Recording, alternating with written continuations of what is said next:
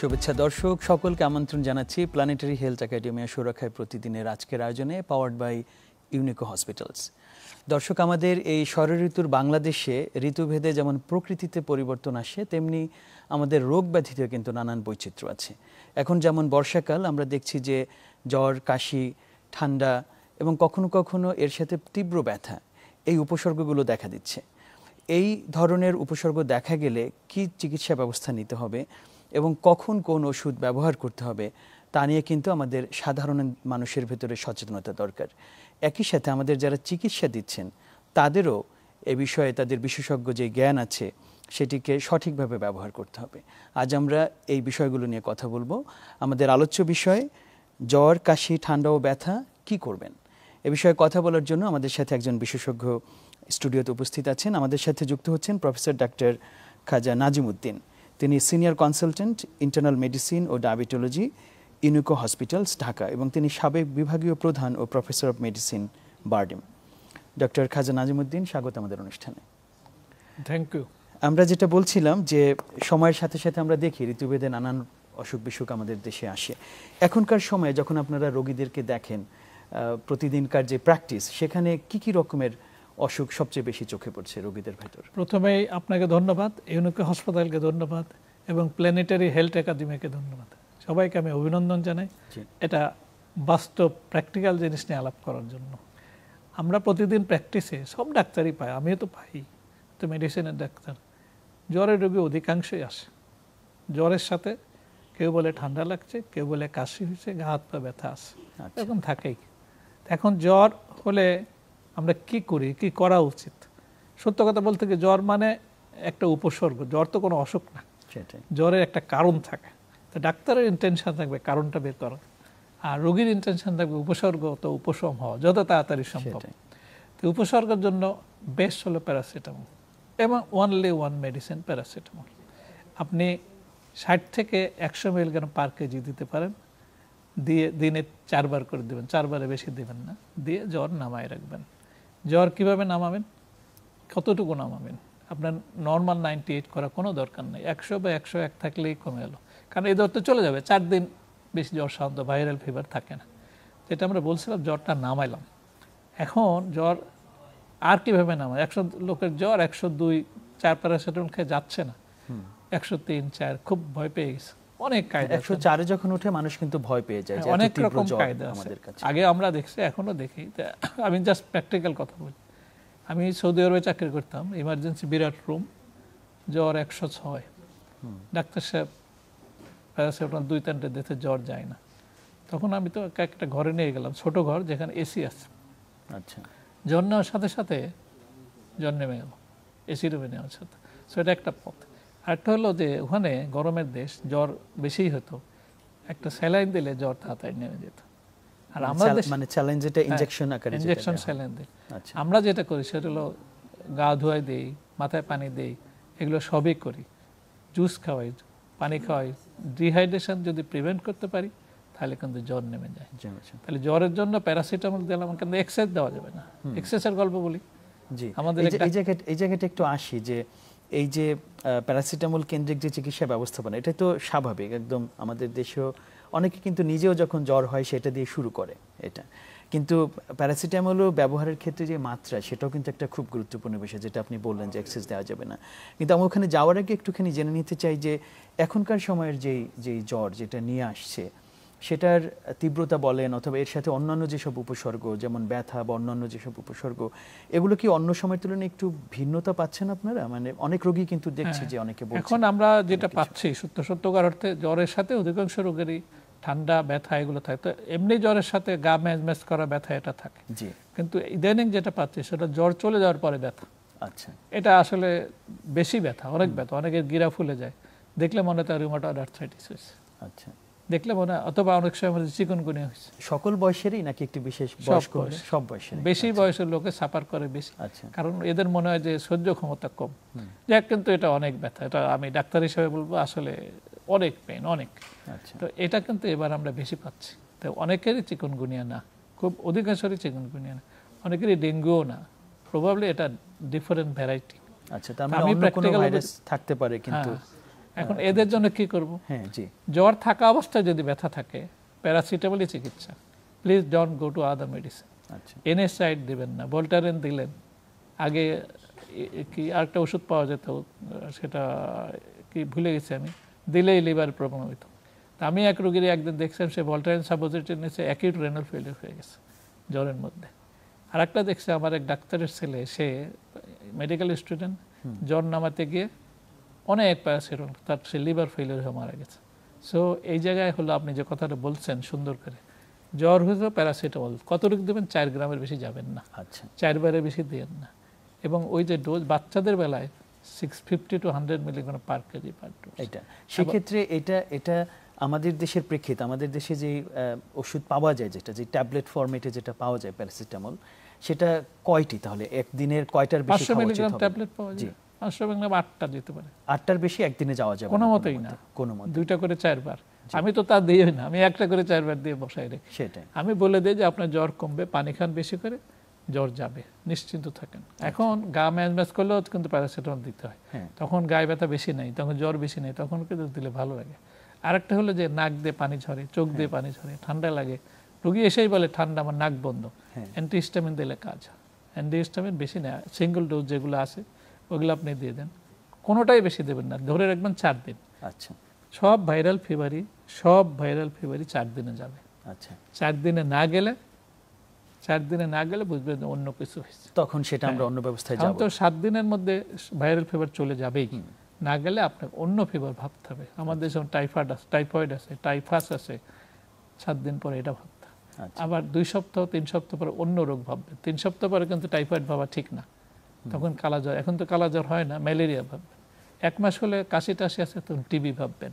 তার বেশি হলে 3 সপ্তাহের বেশি জ্বর আছে, জ্বর যাচ্ছে না, তখন আপনাকে ইনভেস্টিগেশন করতে হবে।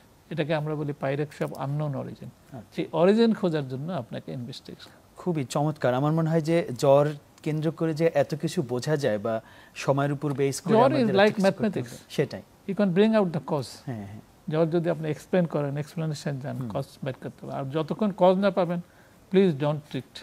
সেটাই, কারণ ট্রিটমেন্ট উল্টাপাল্টা দিলে বাইরে আসলে অন্য কিছুতে যাওয়াই, ট্রিটমেন্ট উল্টাপাল্টা দিলে পরে সিম্পটম চেঞ্জ হয়ে যায়, উল্টাপাল্টা। আমি আপনাকে উদাহরণ দিই, একজন আমার বড় ভাই, খুব বড় অফিসার, আমাকে বলছে তো আমার যে জ্বর, আমি তো কালকে প্যারাসিটামল খেয়েছি যায় না, আজকে 2টা অ্যামক্সিসিলিন 500 মিলিগ্রাম খেয়ে যাচ্ছে না। তখন আমি ওনাকে বোঝালাম যে আপনি কেন খেলেন, আপনি 4 দিন প্যারাসিটামল খান, অ্যাডিকুয়েট পানি না, আমার প্রেসক্রিপশন লিখে দিচ্ছে 3 লিটার পানি খান, পানি নর্মাল ওয়াটার, ডাব ওয়াটার, জুস, রাইস স্যালাইন বা ওটস স্যালাইন, যার ডায়াবেটিস হচ্ছে রাইস স্যালাইন, যাদের ডায়াবেটিস আছে নর্মাল জুস খাবে, নো অ্যাডেড সুগারটা খাবে, হ্যাঁ না। এটা কারণ কি, জ্বর চলে গেলে মানুষ দুর্বল হয়ে যায়, তো কিপ দ্য স্ট্রেংথ, এই জুস টুস খাওয়া ভালো, যত খাবেন তত ভালো, যত ফল খাবেন তত লাভ। এটাই আসলে জ্বরের চিকিৎসা। এখন আপনি বলতে পারেন যে অন্য জ্বর তো হইতে পারে, ইয়েস, যেমন ধর মেনিনজাইটিস হলো, জ্বরের সাথে আলাদা সিমটম পাওয়া যায়, নেক রিজিডিটি পাওয়া, তখন কিছু ওই জ্বর নিয়ে শুধু হবে না, অন্য কিছু করতে হবে, অন্য কিছু টেস্ট করতে হবে। জ্বরের সাথে তার শ্বাস নিল, বুকে ব্যথা লাগলো, প্লুরিসি হয়েছে, তার মানে নিউমোনিয়া হয়েছে, স্ট্রেট বোঝা যায়। আপনি জ্বর আসছে, বাচ্চা নিয়ে আসছে, বাচ্চার বুক নড়ে না, এটাকে স্প্লিন্টিং বলে, আপনি শিওর বুঝবেন যে এটা নিউমোনিয়া হয়েছে। তো এটা নিয়ে তো টানাটানি করার দরকার নাই। জ্বরে জন্ডিস হয়েছে, তার মানে হেপাটাইটিস হয়েছে, তো এইগুলা ক্লু থাকে।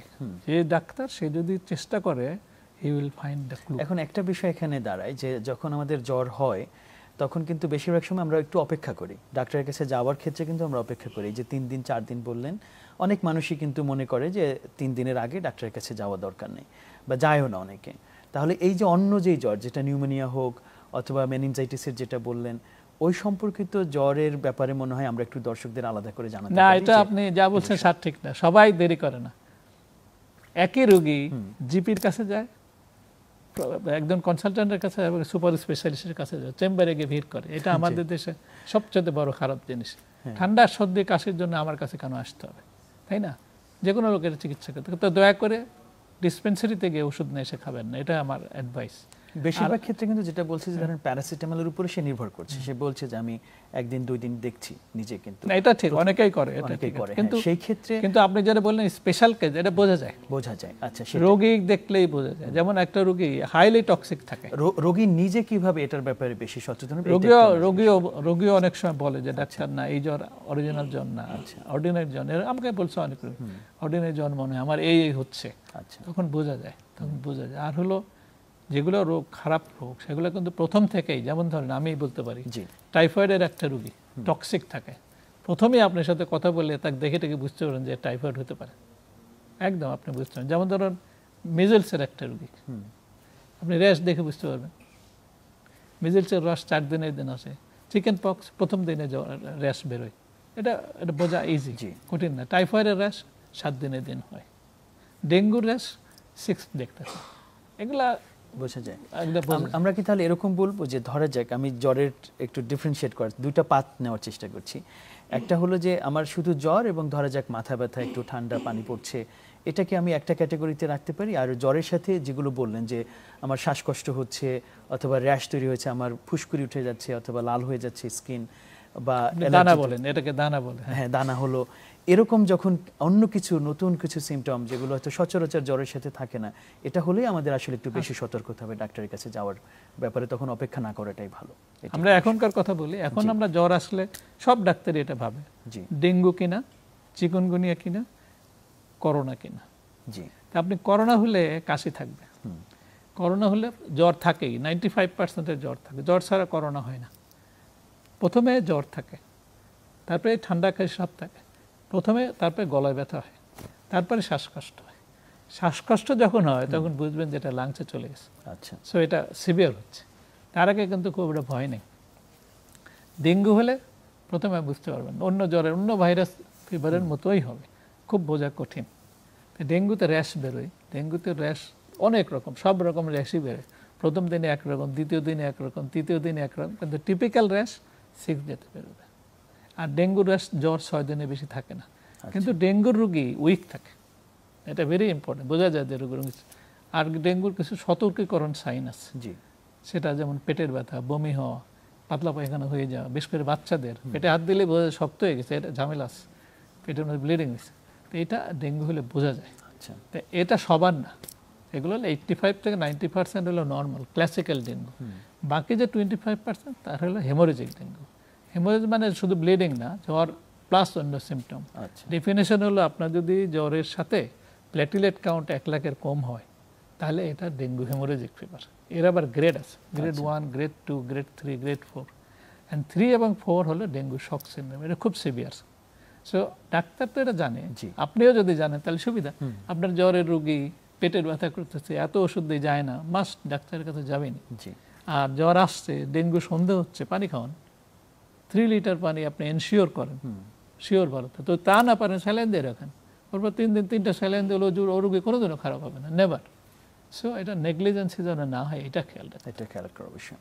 এবার একটু আসি যে এখনকার সময়ের যে জ্বর বলছিলেন যে হয়তো ডেঙ্গিও না, তারপর আমরা যেটা চিকুনগুনিয়া বলি সেটাও না, তারপরও তীব্র ব্যথা, এই ধরনের রোগীদের ব্যবস্থাপনার ক্ষেত্রে কি করেন আপনি? এটা আপনার সবচেয়ে ইম্পর্টেন্ট হলো যে আমরা তো ফ্যাক্স ফেস করি প্রতিদিন, দেখলে মনে হয় এটা রিউমাটয়েড আর্থ্রাইটিস অথবা সেরোনেগেটিভ আর্থ্রাইটিস, কিন্তু আসলে না। এখন জ্বর যদি না থাকে রোগীর, সাধারণত 4 দিনে জ্বর চলে যায়, তখন আপনি এক ওষুধ দেবেন, জ্বর থাকলে আর এক ওষুধ দেবেন। জ্বর অবস্থায় কোনোদিন NSAID দেবেন না, আইবুপ্রোফেন, ভোল্টালিন, ইন্ডোমেথাসিন, এগুলো ডোন্ট গিভ, কারণ এতে লিভারের ক্ষতি হবে। বাচ্চাদের দিলে তো 12 বছরের আগে দিলে তো রাইস সিনড্রোম হয়ে যাবে, সেই জন্য দিবেন না। জ্বর চলে গেছে, আপনি সেভ, আপনি you can use NSAID। NSAID দিয়েও যায় না অনেকের, ম্যাক্সিমাম ডোজে দিলেও যায় না, রোগী এসে কান্নাকাটি, তখন আপনি you can use steroid for few days, তাতেও কিন্তু যায় না, তাতেও যায় না। রোগীকে আশ্বস্ত করে দেবো যে আপনি একটু সবুর করেন, বেশি ওষুধ খেলে সমস্যা, এটাই খান, চলে যাবে, এবং আসলে চলে যায়।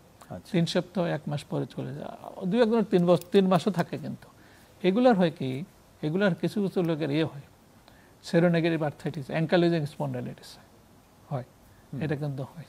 সেই জন্য মনে রাখতে হবে যে এই রোগ তার হতে হবে, এই সেজন্য HLB27 করলে বোঝা যায়। এটা একটা, তাহলে কিছু ইনভেস্টিগেশনে যেতে হবে তখন এটা দেখার জন্য। আরেকটা আছে জিকা। জিকা আমাদের হয়েছে, গতবার আমরা 10-15 জন পাইছিলাম, আমাদের দেশে কম হয়, ব্রাজিলের ওইদিকে বেশি হয়। জিকাতে মিউকোসাইটিস হয়, কনজাংটিভাইটিস হয়, কিন্তু ব্যথা থাকে আর জ্বর থাকে।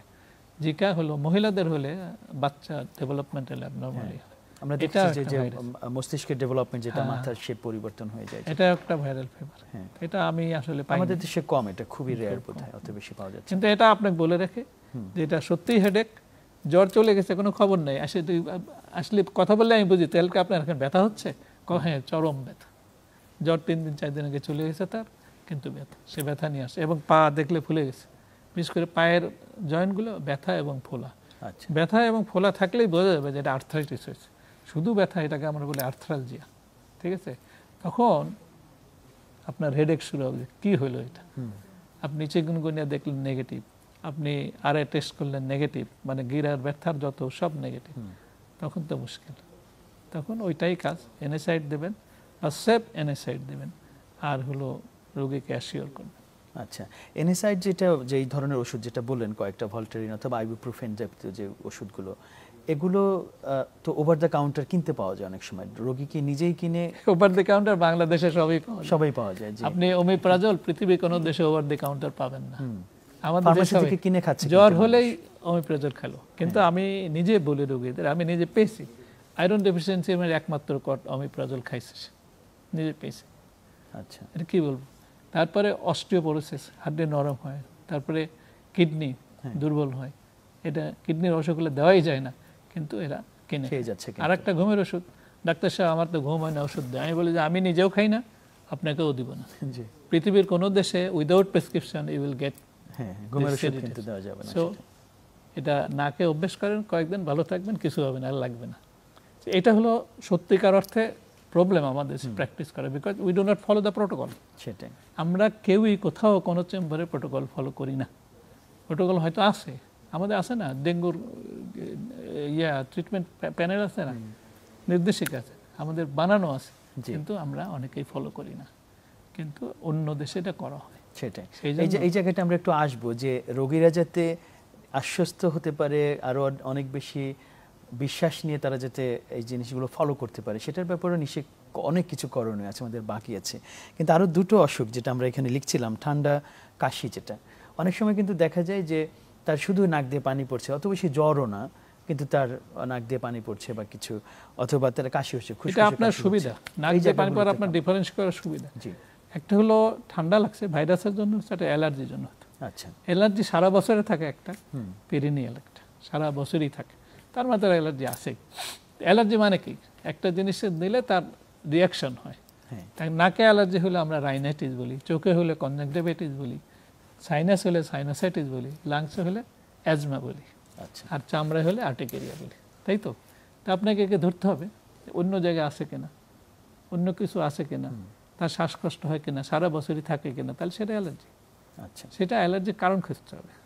এখন টেস্ট করে আপনি অ্যান্টিহিস্টামিন, সব দুটাতেই কিন্তু অ্যান্টিহিস্টামিনের কাজ হয় এবং ভালো কাজ হয়।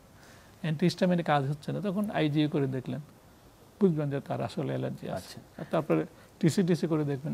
এই ধরনের ক্ষেত্রে কিন্তু যাদের এরকম হয় যে নাক দিয়ে পানি পড়ছে এবং নাকে অনেক পানি ঝরছে, এরকম অনেকেই কিন্তু ফার্মেসি থেকেও, যেটা বললেন অ্যান্টিহিস্টামিন ওষুধ, সে নিজে কিনে খায় এবং দেখতে ভালো, এটা ভালো, কিন্তু যারা স্টেরয়েড খায় তারা তো খারাপ, তাদেরটা হচ্ছে খারাপ। আচ্ছা, দোকানদারের কাছে আপনি সারতেছেন না, ঠিক আছে, আপনি স্টেরয়েড খান, একবার স্টেরয়েড ভালো লাগলো, ওই রোগী কিন্তু ডিপেন্ডেন্ট হয়ে যায়, ছাড়ে না। আচ্ছা, স্টেরয়েডের বিষয়টা নিয়ে মনে হয় একটু আলাদা করে জিজ্ঞেস করি, কারণ আমাদের অনেক অসুখ বিসুখে কিন্তু স্টেরয়েডের ব্যবহার, যেটা আপনি বললেন, জ্বরের ক্ষেত্রেও কেউ করছে, ব্যথার ক্ষেত্রে কেউ করছে, আবার এরকম অ্যালার্জির ক্ষেত্রে কেউ করছে, চোখে যখন ইনফেকশন হয় তখনও অনেকে। স্টেরয়েড হলো ধন্বন্তরী ওষুধ, কিন্তু দেয়ার আর স্পেসিফিক ইন্ডিকেশনস। আচ্ছা, তখন আপনি না দিয়ে পারেন না, দিতেই হয়, কিন্তু যখন দেওয়া যায় লাগে না, তখনও যদি দিই তাহলে তো ঝামেলা।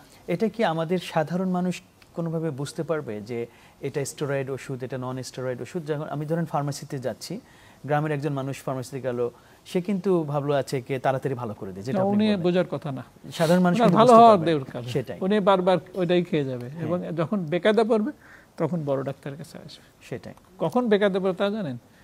কয়েকদিন ওষুধ খেলেও একদিন খায় নাই, দুর্বল হয়ে গেছে, শকে পড়ে চলে গেছে, লবণ কমে গেছে, তখন আসবে, তার আগে কিন্তু জানবে না। তাহলে এই বিষয়টা কিন্তু খানিকটা antibiotic misuse of antibiotic, misuse of steroid, এখানেও সবই আপনার মিসইউজ অফ এনএসআইড, সব এরকমই।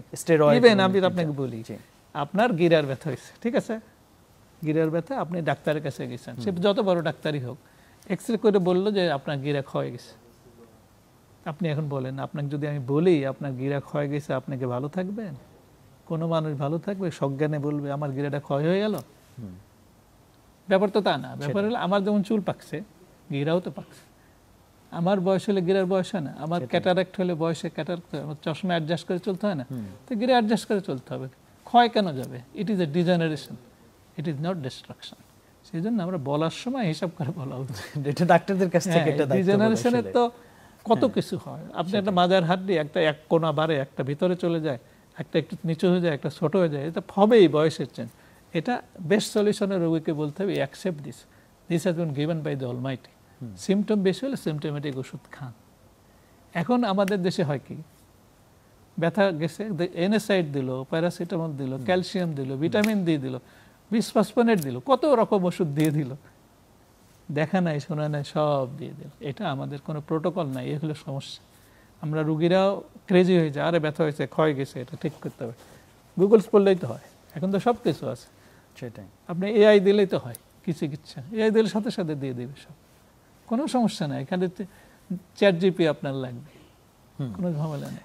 আচ্ছা, এই জায়গাটা আমরা একটু আসি যে প্রোটোকল এবং আধুনিক টেকনোলজি কিভাবে ডাক্তার আরও ব্যবহার করতে পারেন।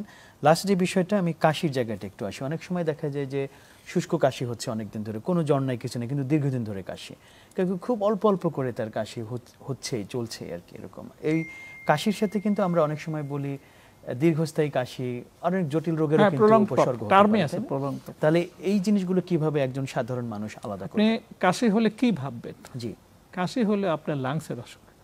লাংসের অসুখ উইদাউট কফ এটা হয় না। হার্টেও কাশি হয়, কিন্তু হার্টের অসুখ উইদাউট কফ হতে পারে। আচ্ছা, গলার অসুখ উইদাউট কফ হতে পারে, গলায় ব্যথা হতে পারে, ঠিক আছে। তাহলে কাশি হলে ভাইয়াদের গলার অসুখ অথবা লাংসের অসুখ অথবা হার্টের অসুখ। এখন লাংসে কি হতে পারে? অ্যাকিউট কন্ডিশন, ভাইরাল ফিভার হলো, বাইরে তো সব জায়গায় হবে, কাশি হতে পারে, এটা 3-4 দিন পরে চলে যাবে। নিউমোনিয়া, আগে বলছে বুকে ব্যথা হবে, শ্বাস নিলে বুক আটকায় যাবে, নিউমোনিয়া হবে, এগুলা ইমার্জেন্সি চিকিৎসা।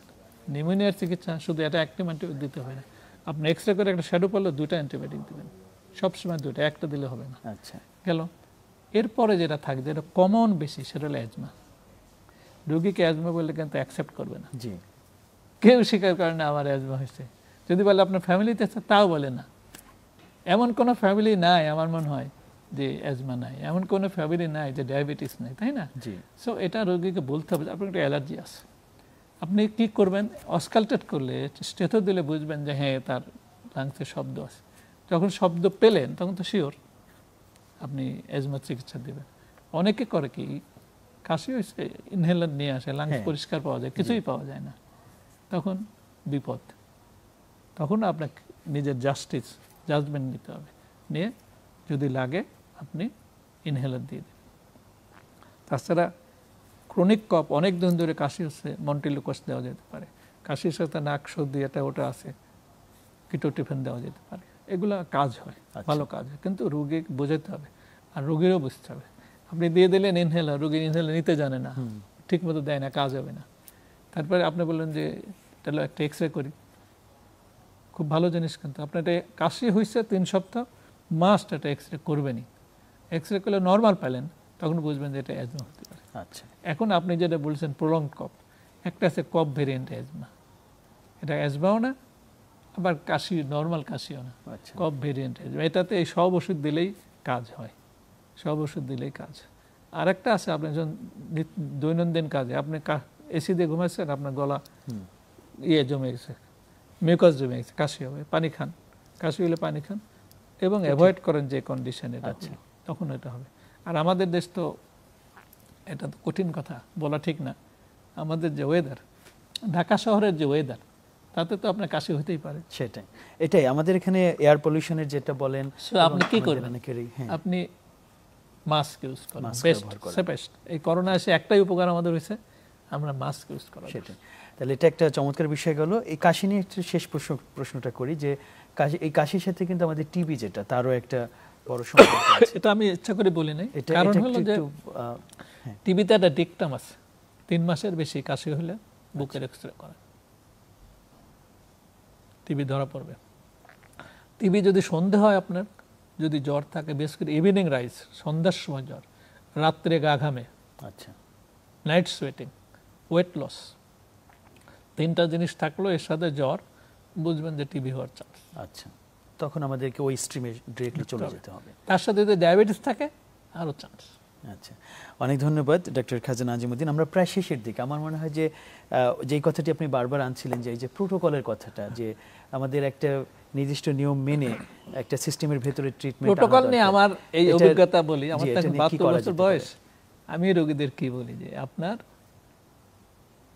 জ্বর হলে অ্যান্টিবায়োটিক না, no, say no to antibiotic even if you fever, before 4 days don't consider antibiotic. পেটের ব্যথা হলে আপনি অমিপ্রাজল, গ্যাস্ট্রিকের ওষুধ খাবেন না, গ্যাসের ওষুধ খান, সমস্যা নেই, কনস্টিপেশন অ্যাভয়েড করেন, সমস্যা নেই, কিন্তু ওইটা খায়েন না। গিরার ব্যথা হলে আপনি এনিসাইড খায়েন না, নাপা খেয়ে দেখেন, এক্সারসাইজ করে দেখেন, হাঁটাহুটো করে দেখেন। হার্টের অসুখ, একজন ডাক্তারের কাছে গেল, হার্টের অসুখ, বুকের ব্যথা মানে হার্টের অসুখ, হার্টের অসুখ মানে 4টা ওষুধ দিয়ে দিলেন, no, this is not protocol. So এগুলা আমাদেরকে মানতে। মাথা ব্যথা, মাইগ্রেন হয়েছে, টাফনিল খেয়ে দিলাম, টাফনিল কোথাও লেখা নেই মাইগ্রেনের ওষুধ, বুঝছেন? তো এগুলা এখন একটা মহিলার 55 বছর বয়স, সেও যদি মাইগ্রেন বলে তাহলে তো ঠিক না। মাইগ্রেন হলো হরমোনের সাথে রিলেটেড। 55 বছর তো এস্ট্রোজেন নাই, সো মাইগ্রেন হওয়ার কথা না। 15 থেকে 55-এর মধ্যে মাইগ্রেন, তারপরে নেই। তাহলে তাহলে এটাকে যদি একটু সেন্ট্রালাইজ, যেমন ধরেন আপনি হয়তো একটা আপনার অভিজ্ঞতা এবং আপনার পড়াশোনা এই সব কিছু মিলে আপনি একটা স্ট্যান্ডার্ড ফলো করছেন, জিনিসটাকে যদি আমরা আরেকটু জেনারেলাইজ করতে চাই, পুরো দেশের বেশিরভাগ ডাক্তারই ফলো করুক, এবং ইভেন ফার্মাসি যারা আছে তাদের ভিতরে একটা অ্যাওয়ারনেস ক্রিয়েট করা যে তারা কোন ওষুধগুলো আসলেই তারা কখনোই দেবে না, কারণ এটা লং টার্ম ক্ষতি করছে আমাদের রোগীদের। এই জায়গাটা আমরা কি করতে পারি? একটু পলিসি রিলেটেড কোশ্চেন। পলিসি থাকা উচিত। জি, কাদের মাধ্যমে আমরা এটা একটু বাস্তবায়ন? আমি ডাক্তার, আমি যদি পালন না করি তাহলে পলিসি করলে তো হবে না। সো প্রথম ধরতে হবে ডাক্তারদের, আচ্ছা, যে জ্বর আসলে অ্যান্টিবায়োটিক দিবে না, ব্যথা হলে এনএসআইড দিবে না, তাই না? হার্টের, বুকের ব্যথা হলে হার্টের অসুখের চিকিৎসা দিবে না। যার সন্দেহ হবে রুটিন, যেমন ধরেন একটা লোকের যে বুকের ব্যথা হলে 45 বছরের একটা লোক ব্যাংকে চাকরি করে, তার চান্স আছে হার্টের অসুখ হওয়ার। ইজি হলো একটা ইসিজি করলেন, সন্দেহ হলো ইকো করলেন, তাও সন্দেহ হলো ইটিটি করলেন, হয়ে গেল, সেটাই পেয়ে গেলেন। This is protocol. এবারে তো প্রোটোকল না। আমি জ্বর আসলো, ভাইরাল ফিভার, আপনি বললেন তুমি 4 দিন ওয়েট করো, তারপরে যা খুশি করো। আপনি এটা টিসি দিলেন, এটা এসজিপিডি করতে দিলেন। টিসি দেখলে বোঝা যায় যে কেমন জ্বর। যদি কাউন্ট অনেক বেশি হয়, ব্যাকটেরিয়াল ইনফেকশন। কাউন্ট নর্মাল থাকে, ভাইরাল ফিভার। কাউন্ট যদি কমে যায়, ডেঙ্গু, টাইফয়েড। জি, এটা জানার কথা সব ডাক্তার। আপনি যেটা বলছেন যে অনেকখানি ম্যাথমেটিক্যাল, গাণিতিক নিয়মে আমি তো পুরো জিনিসটাকে জ্বর mathematics, you can find out the cause যদি আপনি ঠান্ডা মাথায় চিন্তা করেন। জি, অনেক ধন্যবাদ ডক্টর খাজা নাজিমুদ্দিন, এত সুন্দর করে বিষয়গুলো আজকে আলোচনা করার জন্য আপনাকে কৃতজ্ঞতা জানাচ্ছি আমাদের পক্ষ থেকে। আপনাকে ধন্যবাদ, ইউনিককে ধন্যবাদ, এই যে প্ল্যানেটারি হেলথ একাডেমিকে অনেক অনেক ধন্যবাদ। এরা করোনার সময় অনেক কাজ করে। জি, থ্যাংক ইউ সো মাচ। জি, দর্শক, শেষ করছি আজকের আয়োজন। আমরা কথা বলছিলাম এখনকার সময়ের যে সাধারণ স্বাস্থ্য সমস্যা যেগুলো আছে, জ্বর, ঠান্ডা, কাশি এবং ব্যথা, এগুলো নিয়ে আমাদের বিশেষজ্ঞ যিনি ছিলেন ডাক্তার খাজা নাজিমুদ্দিন খুব চমৎকারভাবে বলেছেন যে জ্বর হলে আমাদের আসলে কোন জায়গায় কত দূর পর্যন্ত আমরা নিজেরা বাসায় সাবধান থাকবো, ডাক্তারের কাছে গেলে 4 দিন পর্যন্ত কমপক্ষে তিনি প্যারাসিটামলের বাইরে যেন অন্য ট্রিটমেন্টে না যান যদি এটা সাধারণ জ্বর হয়। এই বিষয়গুলো আমাদের ডাক্তারদের যেমন সচেতন থাকা দরকার, আমরা যারা সাধারণ মানুষ আছি, রোগী আছি, তাদেরও কিন্তু এখানে সচেতন থাকতে হবে। আশা করি সকলে মিলে আমরা একটি সমৃদ্ধ এবং স্বাস্থ্যবান বাংলাদেশ গড়ে তুলব, সেই আশাবাদ রেখে আজকের মতো শেষ করছি।